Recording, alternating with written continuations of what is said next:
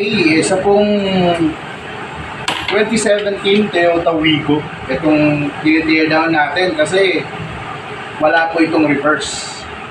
So far, binaba natin to on-site sa Fairview. Yes. After this tear down, bigay tayo ng technical report kung bakit nagkakaroon ng problema sa reverse itong unit na to. Okay? Update kami mga sir and ma'am after this tear down. Lumalabas lang po yung pressure dito sa low and reverse. Yan ang pinakadulo. Okay? So yun po yung problema natin kaya walang reverse. Saan yung lining nito? So ito makikita nyo. Ayun. Mas malakas. Ayun. So yan. Nandyan yung pressure. So loss. Yung pagkakaroon ng loose na pressure. Nakita nyo to. Ayun o. Dumudulas lang yung lining natin. Ayun o. Overheated. So, confirm na. Nakita na natin kung ano problema yung sa reverse mo. So, makikita nyo yan. Rebuilding kit po tayo. So, ibig sabihin, clutch, plate, tapos yung seal ng ating piston kits. Okay? So, yun lang po yung papalitan natin. We are Team Sax!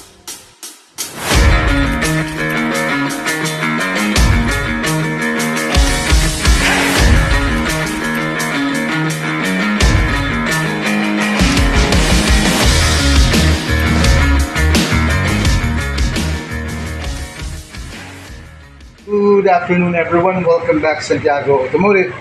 Ito po ay isang Toyota Wigo na may problema sa reverse. Now, sinalang muna natin siya sa scanner. Incorrect gear ratio po yung problema. Okay. So, actually napa-flush na ni client yung unit niya pero wala pa rin daw nangyari. So, doon sir, decision na tayo mag-pull down ng tranny dahil ang incorrect gear ratio ay nag-i-indicate yun ng slippage sa sistema. So ito po yung halimbawa ng ating low and reverse. Nakita niyo yan? So yung makintab na yan, ibig sabihin po niyan, dumudulas yung clutch. Opo. So papakita ko mamaya sa inyo na may video tayo dun sa hydraulic leakage test. So ito po yung pinaka piston kit. Ayan, yung molded piston. So pagka tinawag na molded piston sir, meron po andyan na po yung goma na nagsiselyo. So kaya molded piston siya. Okay. So ito, dito nagagaling yung leakage.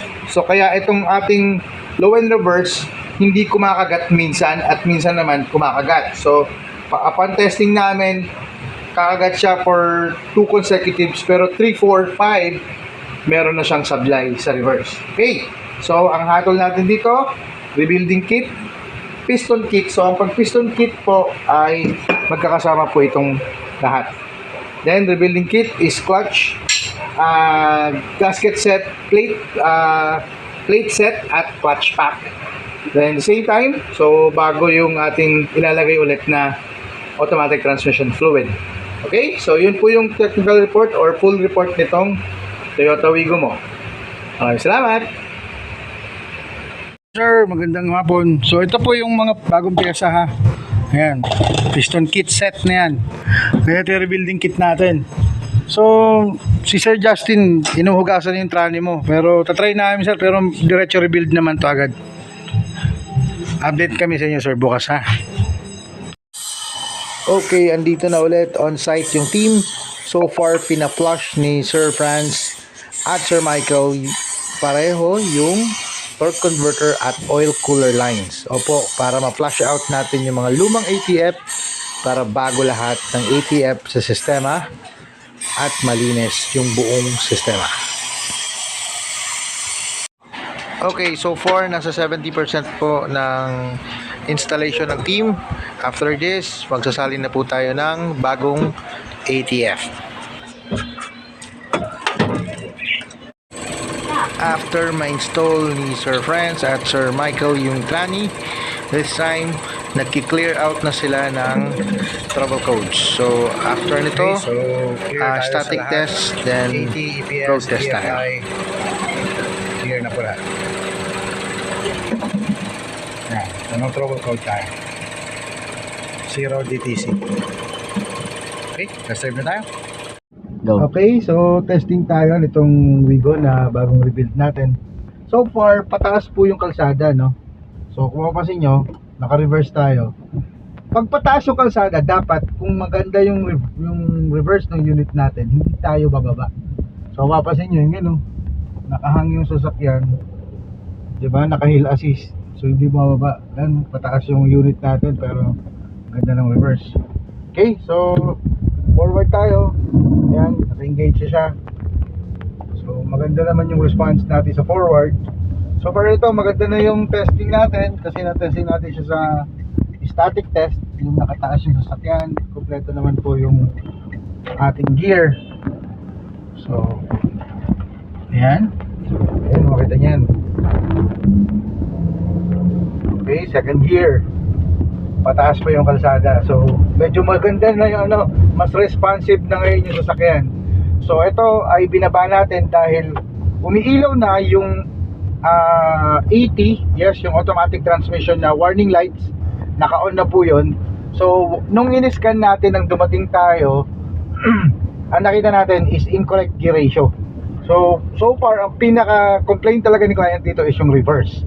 Now nung pag tear down natin ng reverse or nung transmission, yung mismong low end reverse, yung pinaka molded piston sa pinaka dulo, yun po yung may hydraulic leakage. So ibig sabihin, yung part na yun lumalabas na or nagli-leak na yung hydraulic doon sa part na yun. So far, na-rebuild na po natin to. Okay, so ni-rebuild naman yung tranny ni Sir Lover.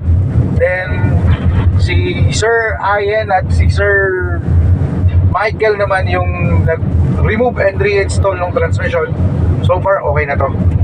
You know, yun. So maganda na yung response. So okay na yung unit. Maganda na rin yung labas ng or yung result ng scan natin. No fault detected na po. Okay na to. Ready for deliver na yung unit ni Sir. Okay? This is Ferdinand Santiago. Sama natin sa test drive si Sir Franz Ayen and si Sir Michael. We are Team Sax at your service. Maraming salamat.